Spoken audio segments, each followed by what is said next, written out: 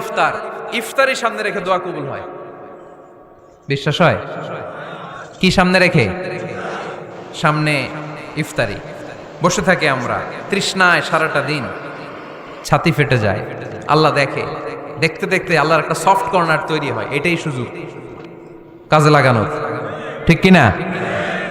মুমিন ঝুব্ব যে কোপ মারে, সময় মতো কাজ করে, ঠিক কিনা? আল্লাহ তখন ফেরেশতাদেরকে জিজ্ঞেস করে, এই ঘটনা কি? খায় না যে? খায় না কেন? আল্লাহ রোজা রাখছে। এগুলো কি? রোয়াবজা, পেঁয়াজ, আলুর চপ, বেগুনি, মুরগির রান।